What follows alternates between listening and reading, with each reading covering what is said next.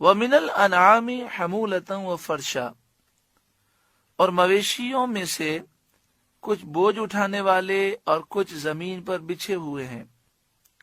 حمولہ ان جانوروں کو کہتے ہیں جو وزن اٹھا سکتے ہیں، لوگ ان پر سوار ہو سکتے ہیں، اور فرشا ان جانوروں کو کہتے ہیں جو چھوٹے ہوتے ہیں، جو وزن نہیں اٹھا سکتے، لوگ ان پر سوار نہیں ہو سکتے۔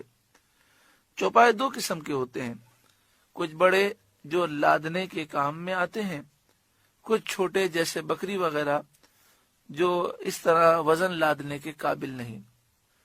ان میں سے جو اللہ تعالیٰ نے حلال کیے انہیں کھاؤ، اور اہل جاہلیت کی طرح اللہ کی حلال فرمائی ہوئی چیزوں کو حرام نہ ٹھہراؤ۔ کلوا مما رزقکم اللہ، کھاؤ اس میں سے جو اللہ نے تمہیں روزی دی۔ ولا تتبعوا خطوات الشیطان، اور شیطان کے قدموں پر نہ چلو۔ انہ لکم عدو مبین، بے شک وہ تمہارا کھلا دشمن ہے۔ ثمانیۃ ازواج، 8 نر اور مادہ،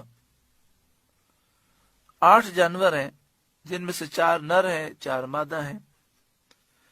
من الدأن اثنین، ایک جوڑا بھیڑ کا، ومن المعز اثنین، ایک جوڑا بکری کا، یعنی بھیڑ میں مذکر مؤنث اور بکری میں مذکر مؤنث نر مادہ۔ قل، اے محبوب آپ فرمائیے، اذکرین حرم ام الانثیین، کیا اللہ نے دونوں نر حرام کیے یا دونوں مادہ؟ ام اشتملت علیہ ارحام الانثیین، یا وہ حرام کیا جسے دونوں مادہ پیٹ میں لیے ہیں۔ یعنی اللہ تعالی نے نہ بھیڑ اور نہ بکری کے نر حرام کیے، نہ ان کی مادائیں حرام کی، اور نہ ان کی اولاد۔ ان میں سے تمہارا یہ فعل کہ کبھی نر حرام ٹھہراؤ، کبھی مادہ کو حرام کہو، کبھی ان کے بچے حرام کہو، یہ سب تمہارا اختراع ہے اور جھوٹ ہے، اور نفس کی خواہشات کا اتباع ہے۔ کوئی حلال چیز کسی کے حرام کرنے سے حرام نہیں ہوتی۔ نبئونی بعلم ان کنتم صادقین، کسی علم سے بتاؤ اگر تم سچے ہو تو دلیل دو۔ ومن الابل اثنین، اور ایک جوڑا اونٹ کا، نر و مادہ۔ ومن البقر اثنین، اور ایک جوڑا گائے کا، نر و مادہ۔ قل اذکرین حرم ام الانثیین، اے محبوب آپ فرمائیے، کیا اس نے دونوں نر حرام کیے یا دونوں مادہ؟ ام اشتملت علیہ ارحام الانثیین، یا وہ جسے دونوں مادہ پیٹ میں لیے ہیں۔ اس آیت میں اہل جاہلیت کی بے وقوفی کو ظاہر کیا گیا اور ان کو توبیخ کی گئی جو اپنی طرف سے حلال چیزوں کو حرام ٹھہرا لیا کرتے تھے، جن کا ذکر آیات میں آ چکا ہے۔ جب اسلام میں احکام کا بیان ہوا تو انہوں نے نبی اکرم صلی اللہ علیہ وآلہ وسلم سے جھگڑا کیا اور کہنے لگے کہ آپ ہر چیز میں ہماری مخالفت کرتے ہیں، ہم فلاں جانور کو حرام سمجھتے ہیں، مثلا اگر اونٹنی اتنے بچے دے دے اور آخر میں اگر نر ہو تو ہم اس اونٹنی کو حرام سمجھتے ہیں، فلاں بکری جو اتنے بچے دے دے وہ حرام ہو جاتی ہے، اور آپ ان سب کو حلال کہتے ہیں۔ ان کا خطیب سے مراد یہ ہے کہ بڑا فصیح و بلیغ، اور جب یہ کلام کرتا تھا تو لوگ چپ ہو جاتے تھے۔ مالک بن عوف جشمی سید عالم صلی اللہ علیہ وآلہ وسلم کی خدمت میں حاضر ہو کر کہنے لگا، یا محمد صلی اللہ علیہ وسلم، ہم نے سنا ہے آپ ان چیزوں کو حلال کرتے ہیں جو ہمارے باپ دادا حرام کرتے چلے آئے ہیں۔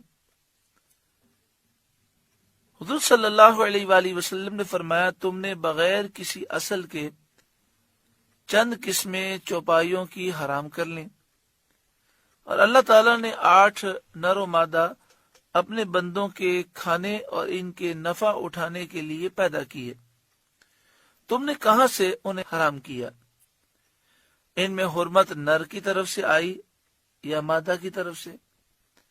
یعنی حرام نر ہیں یا حرام مادہ ہیں، یا جو ان کی اولاد ہے وہ حرام ہے؟ مالک بن عوف یہ سن کر خاموش ہو گیا اور حیران رہ گیا اور کچھ بول نہ سکا۔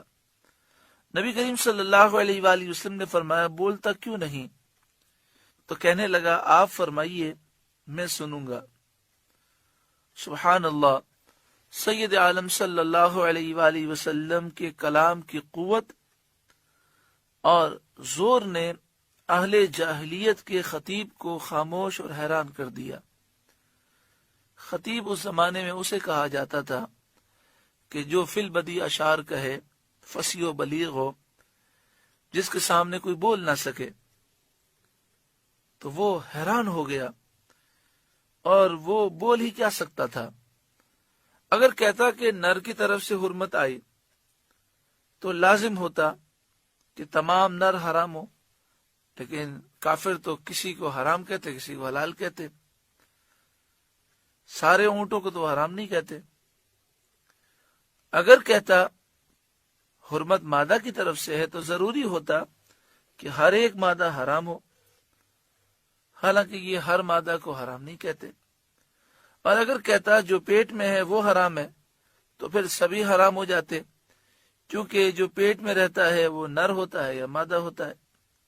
وہ جو تخصیصیں قائم کرتے تھے اور بعض کو حلال بعض کو حرام قرار دیتے تھے، اس حجت نے اور دلیل نے ان کے دعوے کو باطل کر دیا۔ اس کے علاوہ ان سے یہ پوچھنا کہ اللہ نے نر حرام کیے ہیں یا مادہ یا ان کے بچے، یہ در حقیقت جو نبوت کے منکر ہیں، مخالف ہیں، ان کو اقرار نبوت پر مجبور کرنا تھا، کیونکہ جب تک نبوت کا واسطہ نہ ہو، اللہ تعالیٰ کی مرضی اور اس کا کسی چیز کو حرام فرمانا کیسے معلوم کیا جا سکتا ہے؟ ام کنتم شہداء اذ وصاکم اللہ بہذا، کیا تم موجود تھے جب اللہ نے تمہیں یہ حکم دیا؟ وہ جواب میں یہی کہیں گے، ہم موجود نہ تھے۔ تو جب یہ نہیں ہے اور نبوت کا تو تم اقرار کرتے نہیں ہو، تو ان احکام حرمت کو اللہ کی طرف نسبت کرنا جھوٹ ہے، باطل ہے، اور خالص افتراء ہے، جھوٹ باندھنا ہے۔ فمن اظلم ممن افترى على الله كذبا، تو اس سے بڑھ کر ظالم کون جو اللہ پر جھوٹ باندھے؟ لیضل الناس بغیر علم، کہ لوگوں کو اپنی جہالت سے گمراہ کرے۔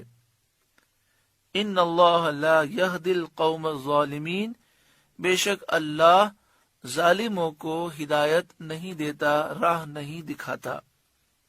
اس رکوع میں یہ درس خاص طور پر دیا گیا کہ اپنی مرضی سے کسی چیز کو حرام قرار دینا یہ کافروں کا طریقہ ہے۔ مسلمان کو یہ عقیدہ سمجھنا چاہیے کہ حرام وہی ہے جو اللہ اور اس کے رسول نے حرام قرار دیا، اس کے علاوہ تمام چیزیں جائز ہیں۔ اللہ تعالیٰ سمجھ عطا فرمائے۔ سورۃ الانعام کا 17واں رکوع مکمل ہوا۔